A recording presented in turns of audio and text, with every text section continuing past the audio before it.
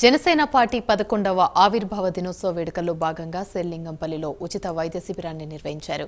నియోజకవర్గ ఇన్ఛార్జి మాధవరెడ్డి ఆదేశాల మేరకు అల్విన్ కాలనీ 124వ డివిజన్ అధ్యక్షుడు మాధవరావు ఆధ్వర్యంలో జరిగిన కార్యక్రమంలో కాలనీ వాసులు పెద్ద సంఖ్యలో పాల్గొన్నారు. పెరుగుతున్న ఖర్చులతో ఇబ్బంది పడుతున్న తమకు ఉచిత వైద్య శిబిరం ఎంతగానో ఉపయోగకరంగా ఉందని కాలనీ వాసులు తెలిపారు. సమాజం పట్ల బాధ్యత, సేవ చేసే లక్షణం కలిగి ఉండడం అరుదుగా ఉన్న నేటి సమాజంలో జనసేన పార్టీ చేపట్టిన ఈ కార్యక్రమం పట్ల కాలనీ వాసులు సంతోషాన్ని వ్యక్తం చేశారు.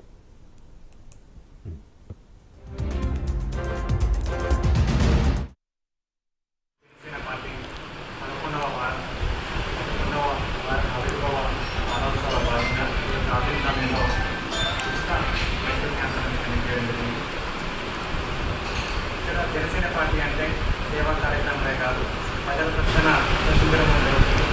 ముఖ్యంగా అల్విన్ కాలనీలో ఏ మూలలో చూసినా కూడా గంజాయి వేరు పారుతుంది.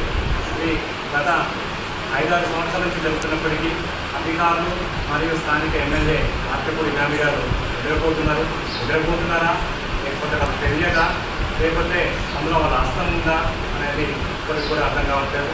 కాకపోతే యువత అనేది ఇలాంటి డ్రగ్స్కి గంజాయిల అలవాటు పడి యువత అనేది కలవడం జరుగుతుంది. ఇలాంటి వాటిని దృష్టిలో పెట్టుకొని కనీసం మీరు మంచి పనులు చేయకపోతున్నాయి, కార్యక్రమాలు చేయకపోతున్నాయి, ఇలాంటి మౌలిక సదుపాయాలు కల్పించకపోతున్నాయి అని కనీసానికి ఈ డ్రగ్స్ని ఈ గంజాయిని ఆపడంలో కూడా మీరు విఫలమయ్యారు. ఇలాంటి వాళ్ళ ఎమ్మెల్యే ఉన్న ఒకటే వ్యక్తం ఉంటే మీరు గంజాయిని ఆపలేనప్పుడు, గంజాయి ఆపలేకపోతే మీరు రాజీనామా చేయాలి, ఈ ఎమ్మెల్యే పదవికి రాజీనామా చేయాలని జనసేన పార్టీ స్టేట్ నుంచి డిమాండ్ చేస్తున్నారు.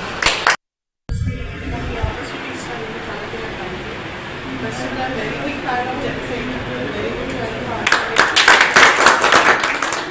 Will always be my support. ఈ ఆపర్చునిటీ నాకు ఇచ్చి సేవ చేయనిచ్చాను. థ్యాంక్స్ చెప్పాలి సార్కి. అండ్ 70 to 80 members వచ్చారు educations. Everyone has been treated well. Every medicines are sufficientగా ఉన్నాయి. Thanks to everyone to show your contribution.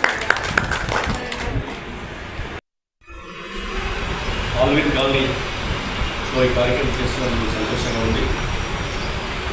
నేను ఎప్పుడు చూస్తూ ఉంటా శ్రీలింగంపల్లిలో ఏం చేస్తూ ఉన్నాను అని. ఒక్కటి మాత్రం నిజం, ఎలక్షన్ల ముందు, ఎలక్షన్ల తర్వాత కూడా శ్రీలింగంపల్లిలో ఎక్కడ కూడా పార్టీ కార్యక్రమం రావట్లేదు.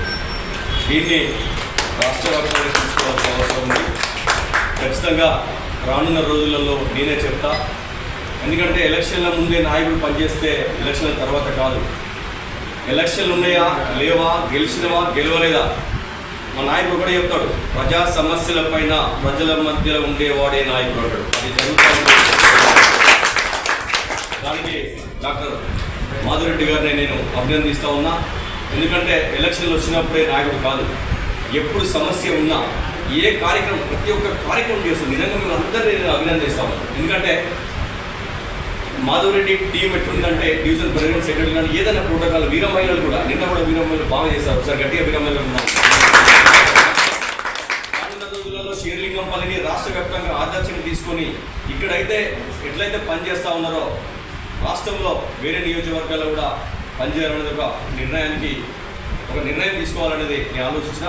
నెక్స్ట్ ఏదైనా మీటింగ్లో ఇది ఖచ్చితంగా ఇది ఆదర్శ నియోజకవర్గంగా తీసుకోవాలని చెప్తా ఉన్నా.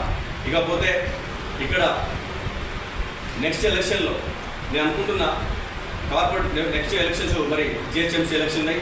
తప్పకుండా నా కోరిక అనండి, నా సంతోషం అనండి, అంటే మిగిలిన